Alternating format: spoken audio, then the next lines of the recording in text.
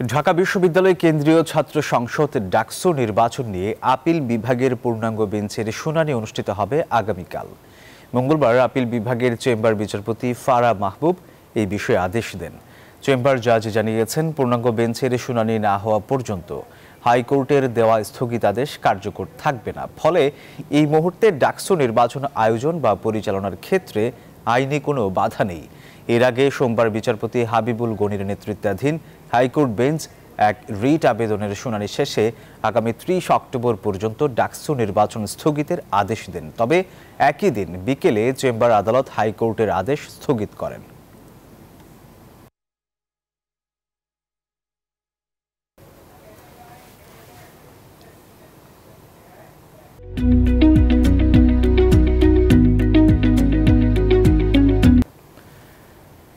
দর্শক, ডাকসু নির্বাচন ঘিরে ঢাকা বিশ্ববিদ্যালয় ক্যাম্পাসে গণসংযোগে ব্যস্ত প্রার্থীরা।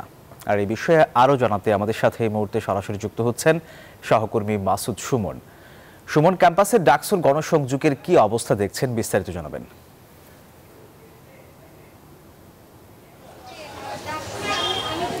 ধন্যবাদ আপনাকে।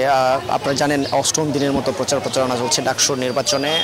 এই আজকে সারাদিন সকাল থেকে আমরা যেমনটি দেখেছি, বিভিন্ন হলে গিয়ে প্রার্থীরা, বিশেষ করে বিভিন্ন দলীয় প্রার্থী, ছাত্রদল বা ছাত্র শিবির সহ বিভিন্ন প্রার্থীরা বৈষম্য বিরোধী আন্দোলনের যে ব্যানার রয়েছে, সবাই বিভিন্ন হলে গিয়ে তাদের যেই বিভিন্ন প্রতিশ্রুতি রয়েছে সেই প্রতিশ্রুতিগুলো বাস্তবায়নের কথা বলছেন। তারা যে ইশতেহার ঘোষণা করেছেন সেসব কথা বলছেন। ইশতেহারের ছাত্রদের কেন তাদেরকে ভোট দেবে সেসব বিষয়গুলো নিয়ে তারা হলে ভোটারদের কাছে ছুটছেন। এবং আপনারা জানেন, গতকালকে যেই কোর্টের রিটকে কেন্দ্র করে যে ঘটনাটি ঘটেছে, তারপরে সামাজিক যোগাযোগ মাধ্যমে একজনকে গণধর্ষণের যে হুমকিটি ছিল, সেই বিষয়গুলো নিয়েও সারাদিন বেশ থমথমে অবস্থা বিরাজ করছে ঢাকা বিশ্ববিদ্যালয়ে।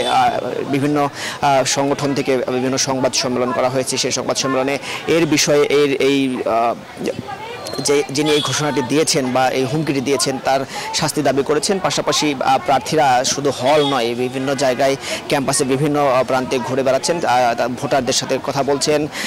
তারা বিভিন্ন তাদের যে প্রতিশ্রুতিগুলো সেগুলো বলছেন। ছাত্রদের অধিকার আদায়ে কি করবেন তারা নির্বাচিত হলে, এবং নির্বাচিত হওয়ার পরের যে কার্যক্রমগুলো যেগুলো দিয়ে ভোটারদের আকৃষ্ট করা যায়, বা যেসব প্রতিশ্রুতি, যেসব সংকট রয়েছে ক্যাম্পাসের সংকট সমাধানের কথাগুলো বলছেন। এবং এখনও আমি যেখানে রয়েছি মধুর ক্যান্টিনের সামনে, সেখানেও সংবাদ সম্মেলন চলছে। সেখানে এর আগেও বেশ কয়েকটি সংবাদ সম্মেলন হয়েছে। এবং এই যে ঘটনাটি, গতকালকে যে হুমকির ঘটনাটি, সেটিকে কেন্দ্র করে নির্বাচন কমিশনের কথা বলেছেন।